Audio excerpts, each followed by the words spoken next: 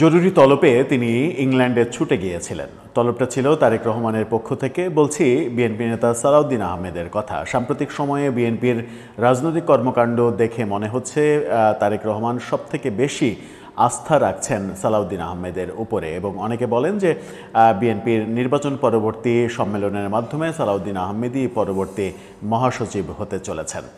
সেরকম একজন গুরুত্বপূর্ণ নেতা তিনি ইংল্যান্ড থেকে ঘুরে এসেই সরকারের বিরুদ্ধে রীতিমতো হুঙ্কার ছাড়লেন এবং ভয়াবহ বেশ কিছু অভিযোগ তিনি করেছেন এবং সরকার ফাউল করেছে।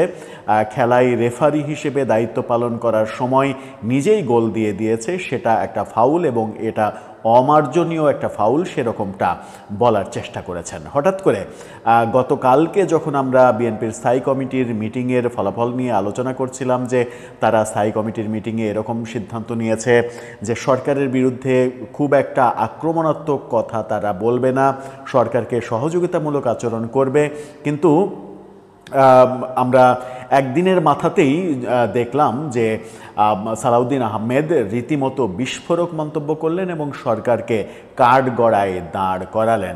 প্রফেসর ইউনূসকে পর্যন্ত কাঠগড়ায় দাঁড় করালেন। কি বলতে চাইলেন তিনি যখন এই কথা বলছেন, তখন গণফোরামের সভাপতি রীতিমতো প্রফেসর ইউনূস সাহেবকে একেবারে ধুয়ে দিয়েছেন। এরকম অবস্থায় রাজনৈতিক দলগুলো কেন চলে গেল সেগুলো একটু বোঝার চেষ্টা করবে এই ভিডিওতে। থাকবেন পলিটিক্স টিভির নিউজ। বিএনপি নেতা সালাউদ্দিন আহমেদ ইংল্যান্ড সফরে গিয়েছিলেন। রাজনৈতিক পরিস্থিতি যখন টালমাটাল, তখন তারেক রহমান তাকে ডেকে পাঠিয়েছিলেন, দ্রুত ছুটে গিয়েছিলেন এবং সেখানে নিশ্চিত করেই একটা ফয়সালা তারা করে ফেলেছেন এবং সেই ফয়সালা করার পরে দেশে ফিরে এসেই সরকারের প্রতি হুঙ্কার দিলেন। গতকালকে একটা অনুষ্ঠানে যে ভাষায় তিনি কথা বলেছেন সেই ভাষায় এর আগে বিএনপি কখনো কথা বলেনি। তার মানে বিএনপি এখন মোটামুটি বলা যায় যে এখন আক্রমণাত্মক ভঙ্গিতেই চলে যাচ্ছে। যখন কিনা আমরা কালকে আলোচনা করেছিলাম, তার আগের দিন বিএনপির স্থায়ী কমিটির যে বৈঠকের রেজাল্ট নিয়ে যে সেখান থেকে তারা সিদ্ধান্ত নিয়েছেন সফটলি সরকারের সঙ্গে সফটলি কথা বলার জন্য, কিন্তু সেই ব্যাপারটা সালাউদ্দিন আহমেদের কথায় আমরা পেলাম না। তিনি কি বলছেন বিডি নিউজ 24-এর শিরোনামটা দেখলেই বুঝতে পারবেন। সেখানে বলছেন রেফারি হয়ে হাত দিয়ে গোল দিয়েছেন। অর্থাৎ সরকার ঐকমত্য কমিশনের যে বৈঠক, সেই বৈঠকে দলগুলোর মধ্যে রেফারি হিসেবে উপস্থিত ছিলেন এবং রেফারি হয়ে তারা সরকার নিজেই খেলতে শুরু করেছে এবং সেই খেলাটা যেন তেন খেলা নয়, অবৈধভাবে হাত দিয়ে গোল করেছে একটা সাইডে এবং সেই গোল করাটা নিশ্চিত করে বিএনপির বিপক্ষে চলে গেছে, সেটাই সালাউদ্দিন আহমেদ তিনি ব্যক্ত করেছেন। তিনি জামাতের উদ্দেশ্যেও বেশ আক্রমণাত্মক কথা বলেছেন। কি বললেন তিনি, চলুন একটু জেনে নিই, তারপরে পরিস্থিতি আমরা বোঝার চেষ্টা করব। গণফোরাম সভাপতির কথাটাও বলবো।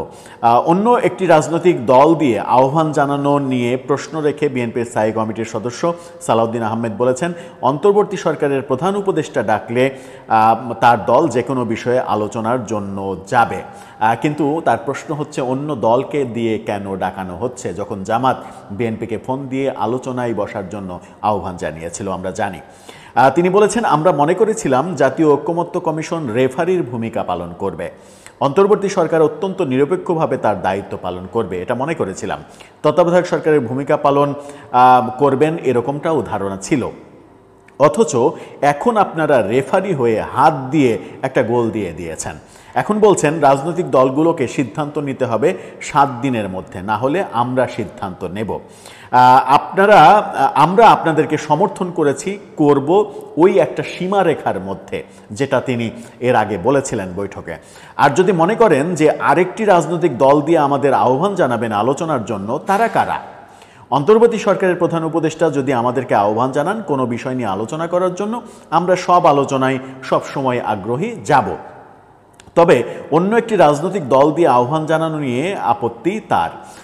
অন্তর্বর্তী সরকার এভাবে সময় বেঁধে দেওয়ার এখতিয়ার রাখে না, এমনটাও বলেছেন। অর্থাৎ অন্তর্বর্তী সরকার রাজনৈতিক দলগুলোর ওপরে ছড়ি ঘুরাতে পারে না এবং রাজনৈতিক দলগুলোকে বাধ্য করতে পারে না যে 7 দিনের মধ্যে আপনারা এই সিদ্ধান্ত জানান, না নতুবা আমরা আমাদের সিদ্ধান্ত জানাবো।